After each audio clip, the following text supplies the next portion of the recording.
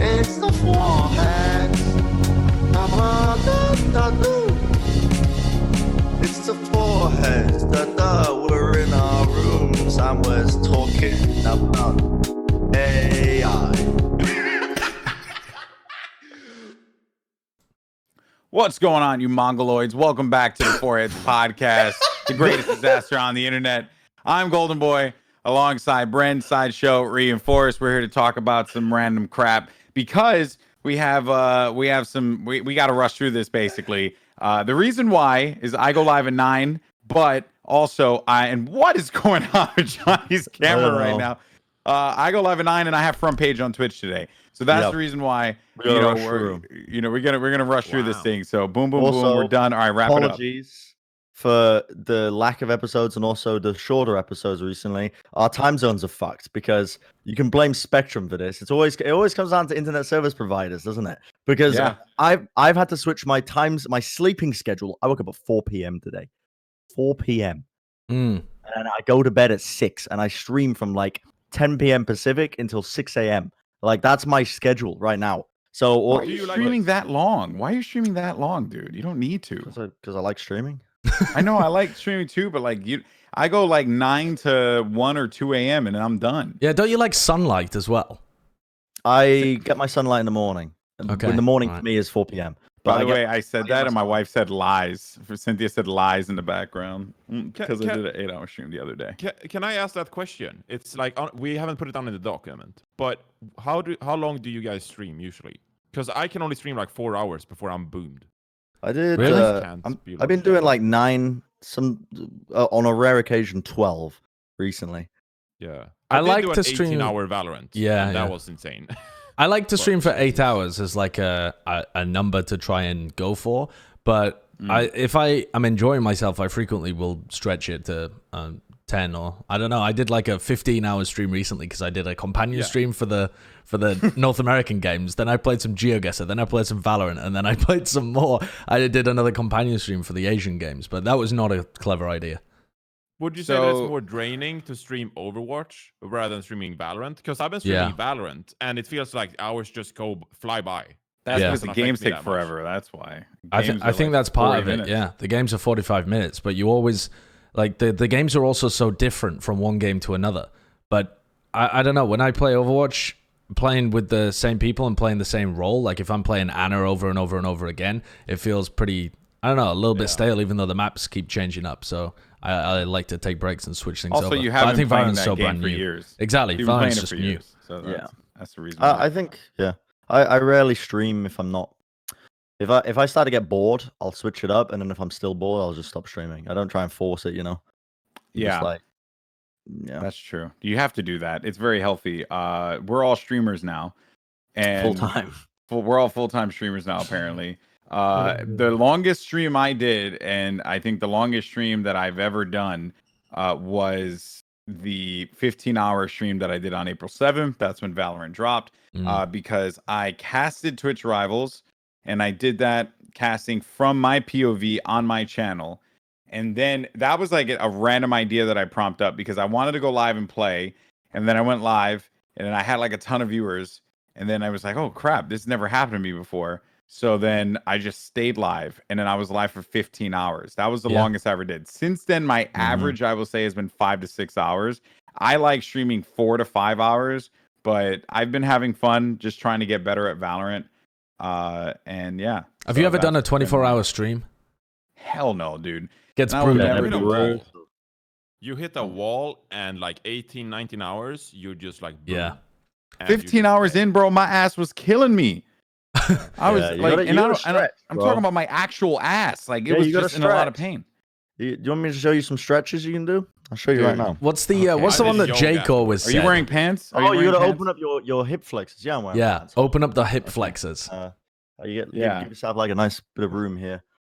Bren's camera. Those are like extended underwear. Bren's camera is like at 4 frames per second. Okay. Is that a good stretch? Yeah. So for our audio listeners right now, Bren is doing some stretches. He's opening up his hip flexors now. I recognize this one. Jake taught us this one in Thailand when we were casting the World Cup. Yeah. Yeah, genuinely. Yeah. I actually bought a yoga mat during the quarantine because I haven't been able to go to the gym, and like working out and going to the gym is such a huge part of my life that I just been losing it. Like my mental health is just boomed. So I bought a yoga mat, and there's this incredible app which just gives you like daily yoga lessons for like 20 minutes, and it's straight from heaven. Like couldn't recommend it enough. Straight from heaven. I'm like a 6'7" guy. On my bucket list, I want to do a split. I'm a 6'7" guy. I want to do a split at some point in my life because that would fucking bang. Like that would be incredible. I want to do a split because that would be like a great personal goal. No, just because I'm 6'7" and that would bang. It's a party trick, right? It's a party trick. I think doing a backflip would be incredible. Like, why not go for that? Do it. No, but I mean for you, because you're so tall, right? There'd be so many limbs. It'd be like a pinwheel of limbs. Yeah. Josh, how much do we have to pay to get you to do a backflip? To get me to do a backflip? Yeah. Josh could do a backflip. I couldn't do a backflip, but if I had some kind of, mattress, a bed set up, then I would attempt to backflip. And I feel like his neck. I don't think you would break your neck on a bed. Would you? Doing a backflip? I think it depends on the type of bed, but yeah, I think you would. Also, if I did a backflip off my cabinet, which is higher than my bed, I would have more room to be able to spiral in the air, so I'm more likely to succeed. I mean, you'll flip for sure. Whether or not you land is a completely different thing. How do people even start learning backflips? Because you just got to do it. That's so dumb, though. Right? Trampolines. Because you're learning the motion. You got to learn the motion. Do you remember that dude at Monty's wedding who was like, "Yo, I can do a backflip," and he was like, he was a squat, almost rotund dude. Yeah, he was short and dense. Yeah, he was dense. He was short and dense. Didn't look like a guy who could do a backflip. Pulled it out, did a backflip live on a dance floor with no running start, with no jumping start, just fucking did it. And I was like, what? And he was like, yeah, you just practice. First time I did it, cracked my head open, but I just kept trying. so you just gotta do it. Oh man. Well, speaking of physical things, Bren apparently built a gym in his home a year ago. And now you're starting to. Well, yeah, we did. Alex, we laughed at you quite aggressively. People laughed at me when I bought this home gym. They were like, because you know what spurred it on? I went to the gym one day. The deadlift rack was getting used up by some nonce just in the corner, bro. Our word choice for insults this episode has been wow. Okay. Yeah. But they were taking up the rack for God knows how long. So in a fit of rage, I went home and I ordered a power rack and just weights and everything else for like $1,200. Mm-hmm. That was about a year ago, roughly. From this point on, that was about a year ago. No, maybe a little bit. I think it was a bit less than a year ago. I think it was towards the end of last season that you got it. Towards the end of last season, roughly. But it was that was. I did it. Did I regret it at the time? Yes, but now.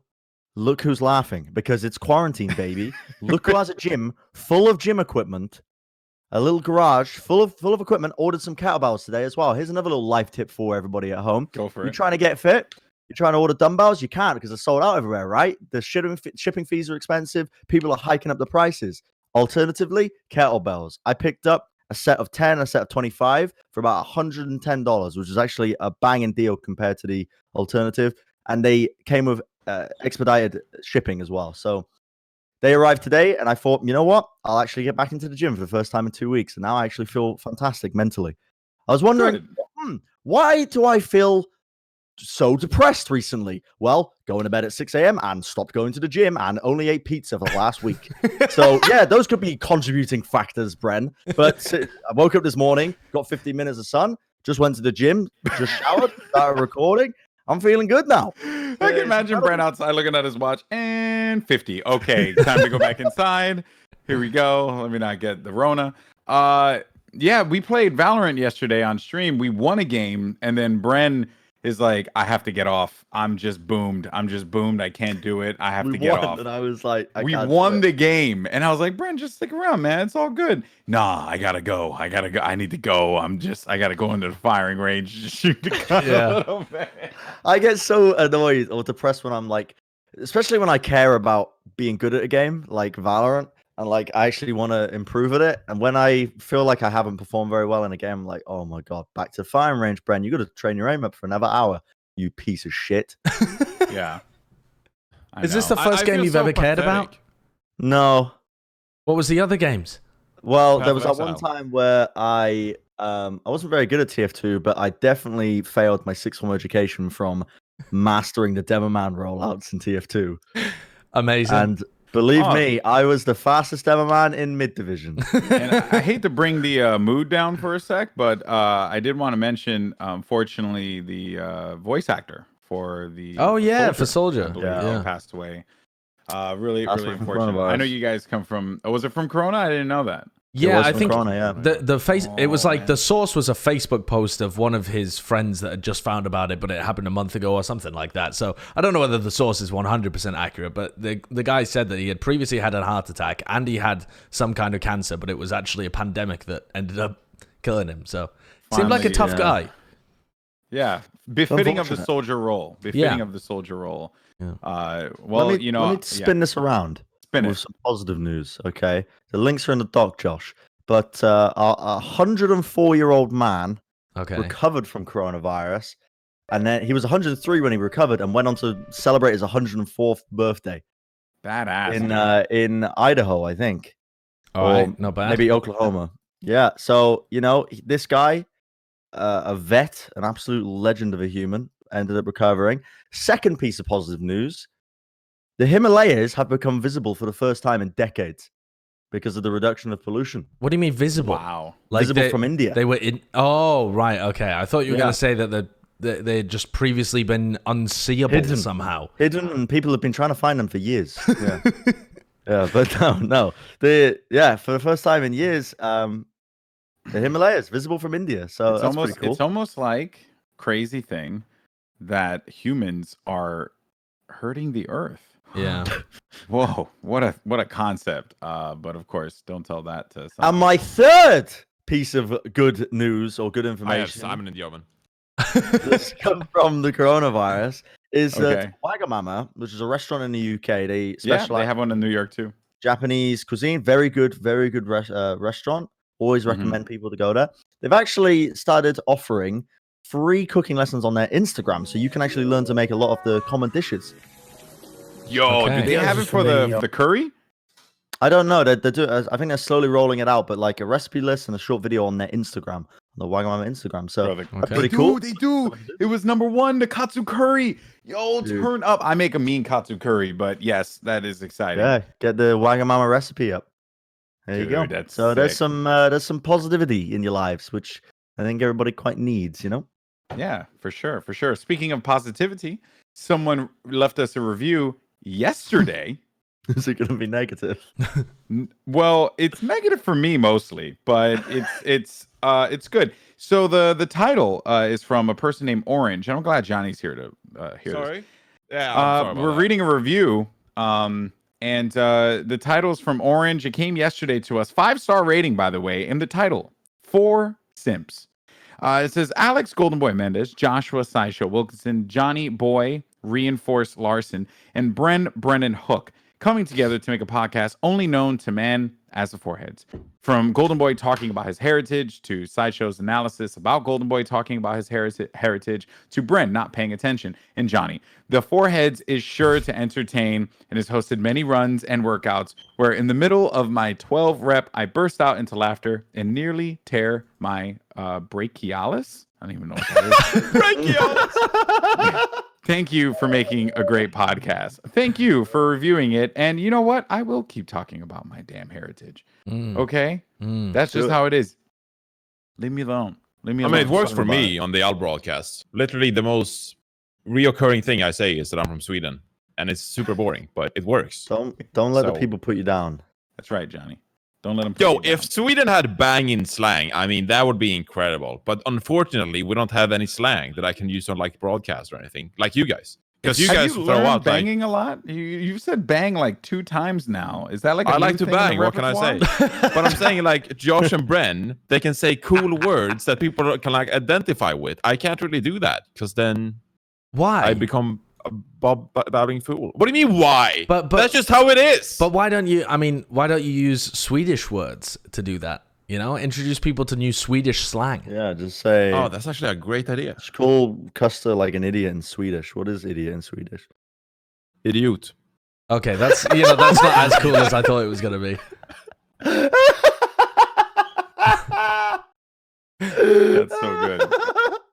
That's so good. I'll have to come up with some good ones. But yeah, that's a great idea. Why don't I just talk Swedish on professional broadcast? Yeah, why not? I think you should. Don't let anyone tell you otherwise, man. Honestly, You guys, 2020. have you guys ever played GeoGuessr? Yes. Yeah. I haven't. I've seen both of you freaking dunces play it. Whoa. Besides that So- one time when Bren nailed the location because he was actually there. No. And I went there. I've had a perfect game on GeoGuessr now, and so Brent's had 2 of them.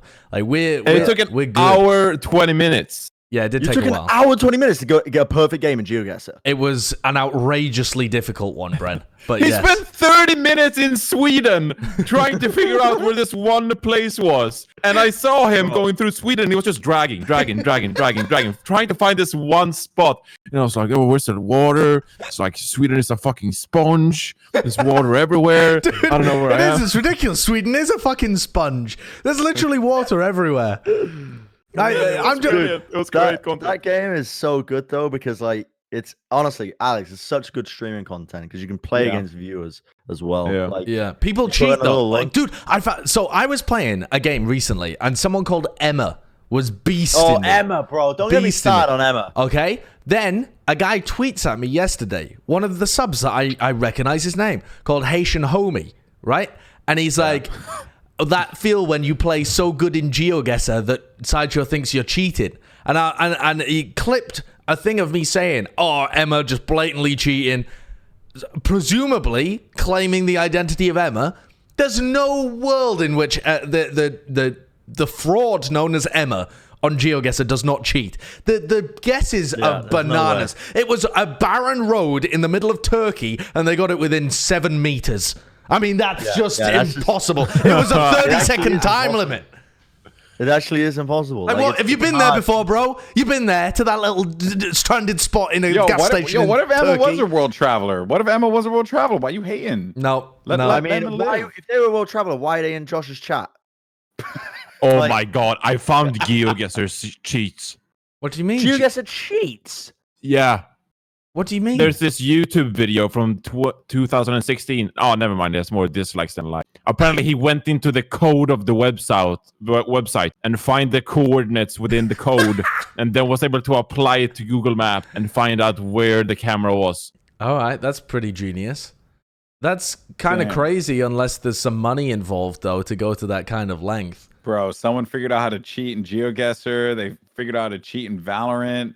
I might Oh, just yeah. ruin Rampant with cheaters. GeoGuessr. That is really interesting, though, the whole cheating in Valorant situation, because Oh, dude, the anti-cheat thing, right? That everyone's been complaining about. everyone's been going crazy about the anti-cheat, but I mean, I think that's like there's 2 separate issues here, right? One of them is that it's kind of crazy that people have already developed cheats and had to be banned for a game that's in a closed beta, so it's not even like everyone has access to it. And then also it's a brand new game that has a very advanced anti-cheat. But the other issue that everyone's been talking about is how intrusive the anti-cheat actually is to boot right at the beginning, and it's this it's just a thing that you have to accept, I think, is that if you want security to be that tight, you have to give up your I suppose it's not privacy, but it's you have to have some level of trust Your in the access. company. Yeah, you're giving up access to it. But it's a bit of a worrying issue. People drawing associations to or not associations, but similarities to the case of ESEA when their anti-cheat was involved in all of that Bitcoin mining stuff back in the day. Remember that? Yeah, that I was remember that. huge. That's that nearly so shut down scummy. TF2. Unbelievably scummy. Yeah. Like, So that's scummy, next level. You're stealing computer power from your users without telling them so that you can make money in an anonymous currency. Yep. Like, how scummy. You're stealing their computer power. Yeah. Someone's like, oh, what the fuck's my RAM up to? And it's just like, or your CPU just like peaking. Well, and shit. Like, apparently the anti-cheat is so intrusive that's the word I'm going to use to describe it. But apparently, it is the way it is because that's like the best way for them to be able to combat the for hacking sure, and for the sure. cheaters. So there was like a lot of discussion around this. I was on the Valorant Reddit reading all about it, and here's my thing. I'll be very honest with you. I got nothing to hide, so I don't particularly care about that. Two, the other bit to consider is that I don't play the game, right? Like that's it, right? Like just don't play the game. I If you think don't want to, don't play the game.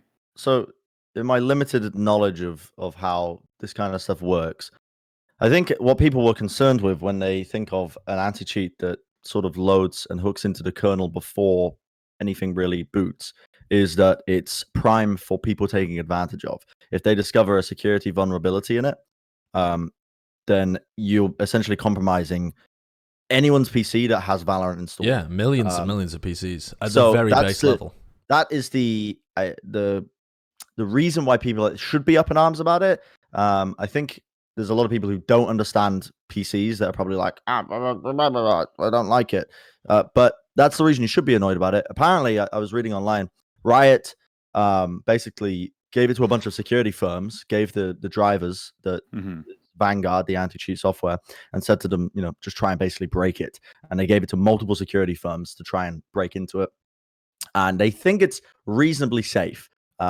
They think it's reasonably safe. Well, yeah, because none of them were able to break into even it. The best, even the best pieces of software in the world are still, you can only be reasonably happy about them. You can't know for sure that they're on. So another thing they did is they used the particular drivers they used are very low level in terms of the security exceptions that they allow. So even if something did manage to break into it and hijack it, they wouldn't be able to access much on the system itself. Like it's actually quite limited in its scope. It just hooks in further enough into the sort of the boot cycle that it's just another deterrent away from cheats. The issue is though, they have just openly created a challenge to the neat basement dwelling cheat creators to see if they can break into it. So of course they're going to be throwing all their efforts into trying to break this because they've openly came out and said it's the most anti-cheatable game ever. It's like great marketing term, but now you've just ensured that it's not. So, or what if? But it isn't, right? Because like the cheats have already been developed, so it clearly they've already been developed. My Indian food's outside, so I gotta go get it real quick. Isn't that nice? I think if you work at Riot Games and if you work on Valorant, I still think that the approach you have to take is to integrate an extreme measure of anti-cheat. Because I think it's a worse marketing story that if you have tons of cheaters going rampant in your game. You have users going into games and just like getting cheated on and they're like, I don't want to play this game anymore. There's just a bunch of cheaters. It's not a good experience. I'm not going to return and never going to play Valorant again. Versus someone managing to hack the anti-cheat and like it gets posted on Polygon or whatever, and like they fix it within like a week or two, and maybe hundreds of thousands of users will be exposed, but it doesn't affect their in-game experience, and they will most likely still play the game. Versus somewhere where like in Warzone, multiple people have quit Warzone because the cheater, abundance is out of control. So I sort of understand where Valorant is coming from. I think it's out of line, but I can see how they're going through extreme measures to make it happen. Yeah, I mean, I think it's... another issue that people are having is that Riot is owned by Tencent, which is a Chinese company, and people don't trust them with their information.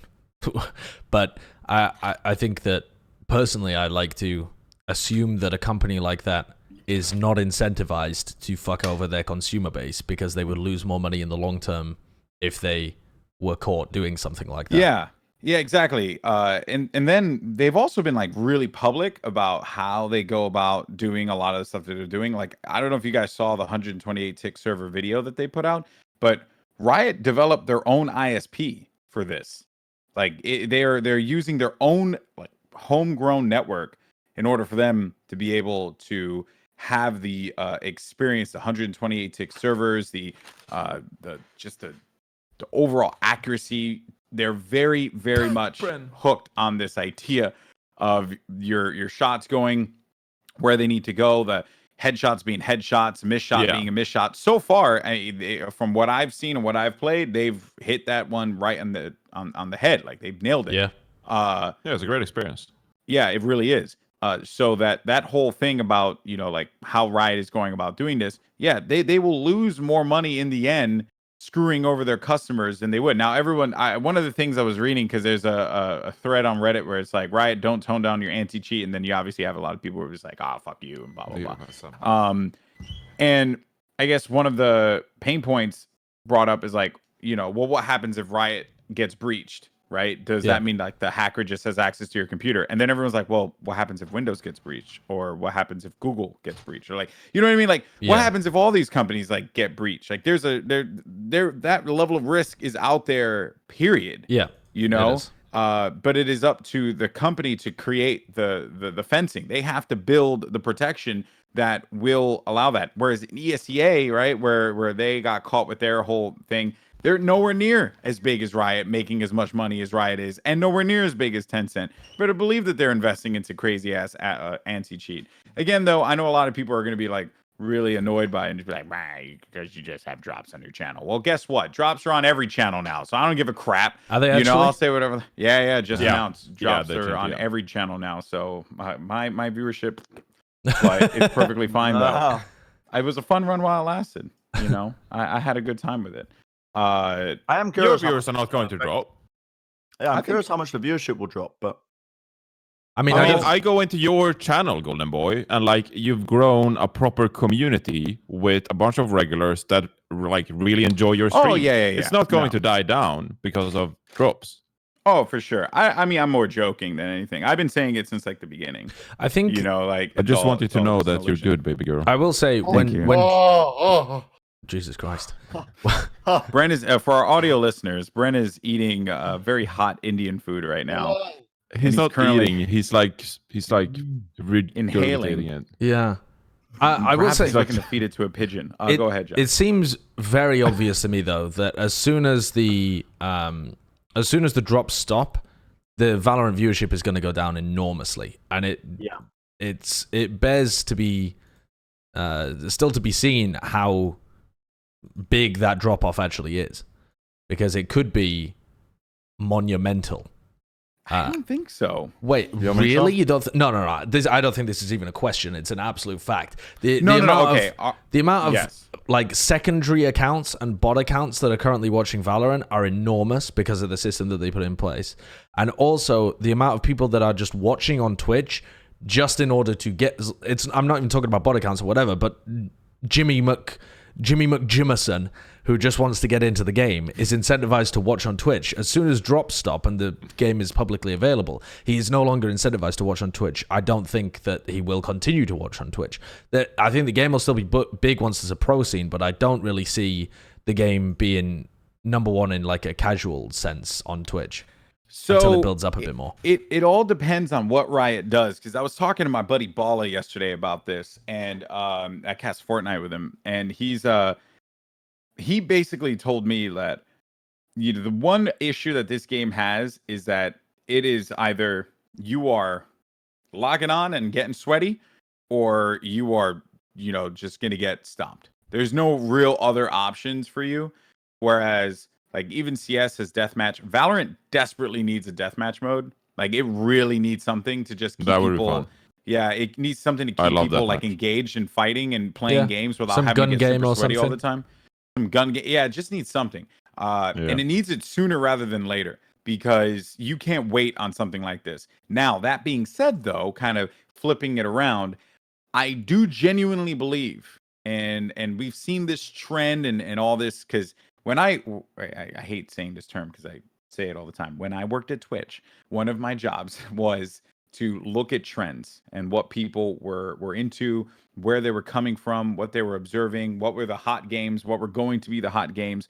And one of the games that I had targeted early on was Rocket League. I was like, Rocket League has a potential to be a massive game on Twitch.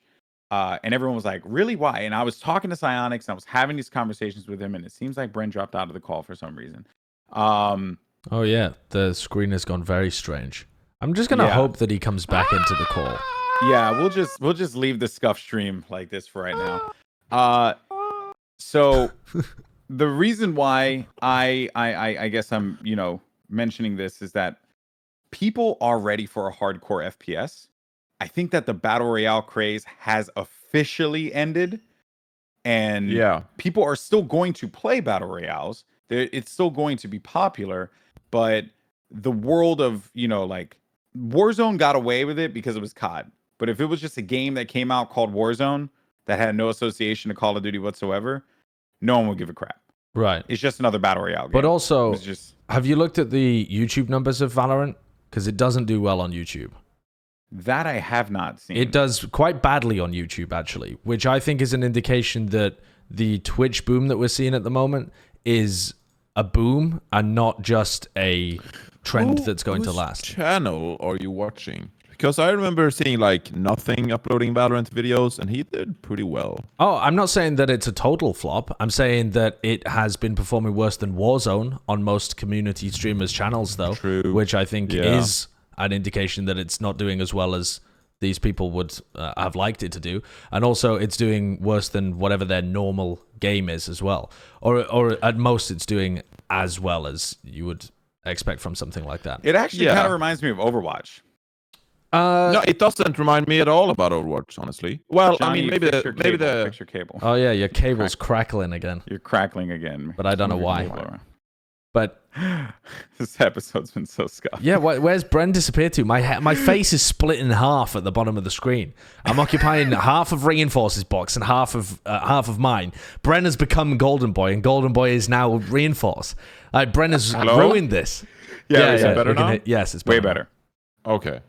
So yeah, I agree with you that it's similar in Overwatch in terms of that the viewership numbers, like on YouTube or whatever, like maybe doesn't do too well. Then again, like people like Seagull and stuff like did really well on YouTube for a while. But I am curious to see how a very pro player oriented game like Valorant will do within a casual community, because I think there's a lot of hype on Twitch, especially because a lot of these players are like hardcore streamers, hardcore FPS players, whatever. Like Overwatch will always have a consistent casual player base that enjoy the characters, the lore, the fancy maps, the graphics, the skins, like all of that. I wonder if Valiant will have that and how that will affect it in like comparison to Warzone, where like Call of Duty is a super like Hello, Bren. You have returned to us as Gandalf the White. Did you die from Indian food? Bro, no, did you not read my message? What? No, I didn't read your message. The power trip at our house. The entire house. Just for once, we were all together in the same room.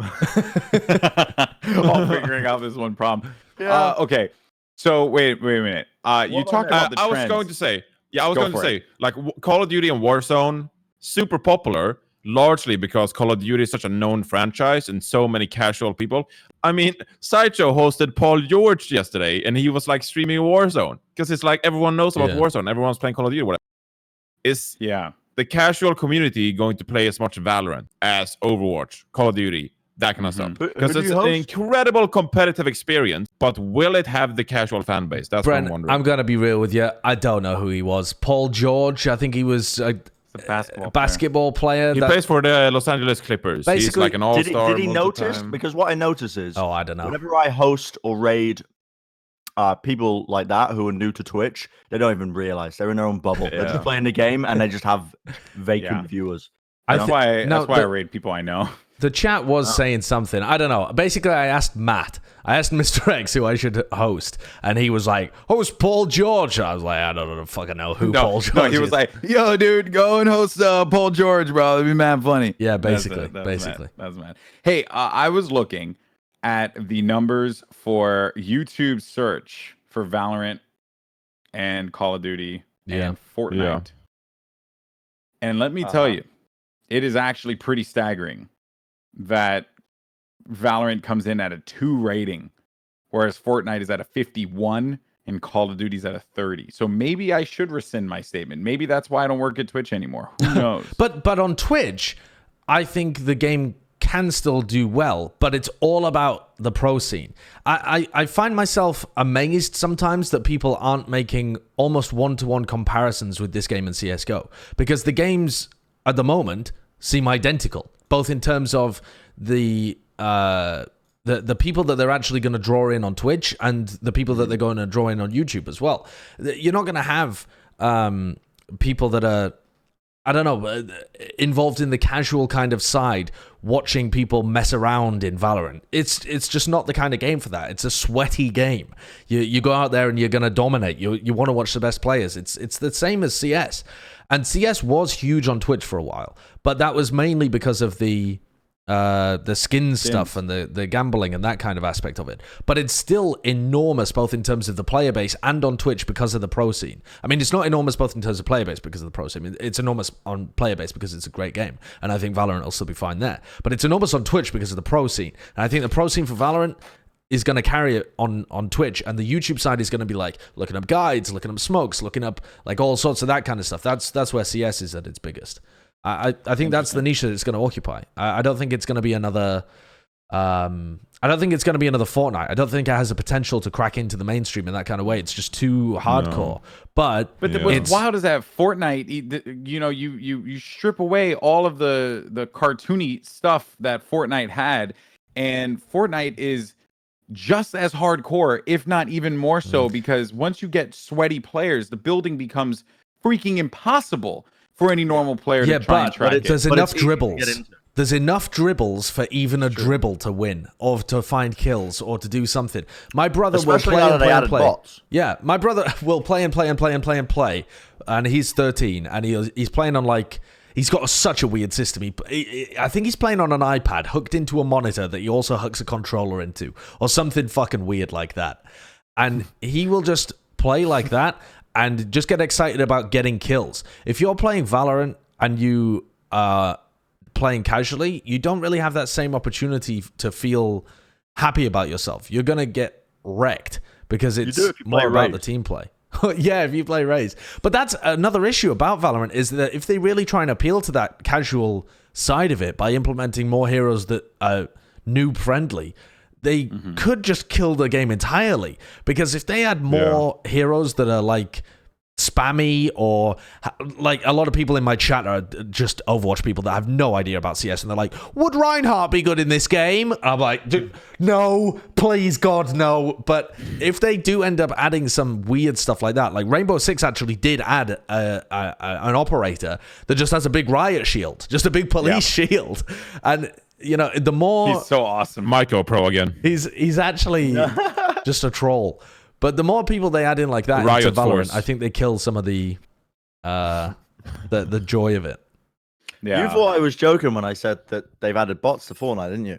But no, I remembered that they did actually add added bots to bots to allow the bad people to win. Yeah. And then they put everyone else in the sweaty lobbies up above. Yeah. I think Fortnite did that stuff really, really well. Yeah, I think Valorant will be big. I just don't think that it'll be. I think Valorant will be huge as an esport, as a competitive title, maybe even a broadcast thing, right? If Riot are really playing the long game here and thinking about selling broadcast rights on some huge LCS kind of thing in the future, I could see Valorant really kicking it into the mainstream in terms of being a watching product. Do I think it's going to be like a mainstream thing for casual gamers though? No, not really.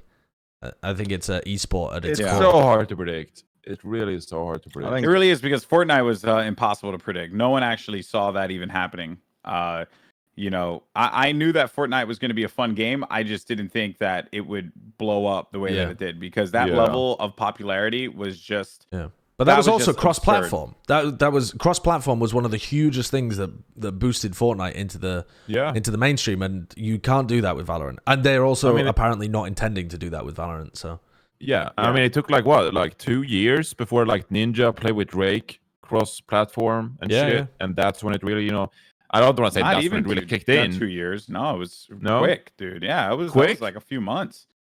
But Dude, it felt like Fortnite blew was up. out for a bit, and then it just exploded. Like it felt like it was out for a little bit, right? And then it I exploded. think it was out for like straight a away? year before it exploded. Well, they had though, to right? they had to release the battle royale mode. The correct? Battle Royale came out in November or October of 2018? 2017 or 2018. Yeah, it was No, probably 17, right? Let's look it up. 2017. Yeah. And then and then it blew up over 2018, and then that carried into 2019. But that was when Yeah, all the that's true. hype around Fortnite World Cup was going on. And what was really keeping people engaged was the fact that they were giving away like millions and millions and millions of dollars like every single week. And then everyone's Yeah. like, "Is this a sustainable esport?" We now know it, no. And I think we all knew that like from the get-go. Oh, yeah. So I think it was just a little bit of those things, and I don't know, man. I think that Valorant just has a ton of potential. It's Yeah. still, I don't even want to say potential now. Like it is going to be a big game. Like just a fact, it is. Yeah. And also, I looked at the menu, and why it's going to be a great esport as well is because I believe in their ability to integrate fantastic observer tools and make it a fantastic spectator experience. I think, if anything, these former professional gamers will not mess up the spectator experience. I know they're not at a place where like they will have an esports plan or whatever. They don't even have functions in game. But like, I would like for someone like Jason Baker to get involved with spectatorship in Valorant, because like he's done CS:GO for so many years. He knows what it needs, what camera. He's had time with Overwatch as well to learn like about abilities and how you do that stuff. So I think Valorant could be a fantastic spectator experience if they integrate the right tools and menus and functions and stuff Like that. Semler. What? Like Semler, bro. Semler's a great viewing experience. Just put him in Valorant. Put Semler in Valorant. We've forged him in the fires of Overwatch. Oh, He'd be you good mean- in Valorant. Okay, right, yes. Yeah. Wonderful. Thank you for Maybe. your contribution, Brad. Thank you for the. I was just contribution. reading through my Instagram DMs Mm. and can't really read any of them out. Well, I gotta go because Bunch my of stream balance. is in 5 minutes. Yeah. So can we do this when I'm not casting a tournament? That would Well, be a the great trouble is, idea. our time zones are so messed up. Like, two of us are on late night shifts. Goldenboy's fucking producing movies from home. Apparently, he's too busy for us anymore. That's true. And he truers. And then I think we should just continue this podcast about Goldenboy Wow. That's fair. A bold for this claim. episode. For this episode, Oh, For We this shall- episode. Oh wow! for like a For- little bit longer. So like, because Okay. people were pissed last time because it was 45 minutes. it's Like, 42 if- minutes right now. What if I just went live and Just still did the podcast. and just still did the podcast? Josh does that all the time. I think it'll be fine. Yeah, I just go live with And the we just podcast. redo an intro for your stream. Yeah, no, that's It's like a perfect. little sneak preview at the end of Foreheads, you know? Yeah, I'm that'll good be with it. right on Or the front page. we could just figure out a time to actually do this podcast normally and make it consistent. Bren, all you have to do. Oh my god, my camera. Did it cut out? No, I'm here. You guys hear me? My Yeah. camera died though. Hold on. There we go. There we go. Bren, all you have to do is wake Yeah. up at a human time. This is a one human time a time. week. One time 4 a week is p.m. all you Bro, have to do. I it am. goes 4 p.m. Listen, this is my life now. This is the thing that keeps me going. Okay. Give us 4 or 3 p.m.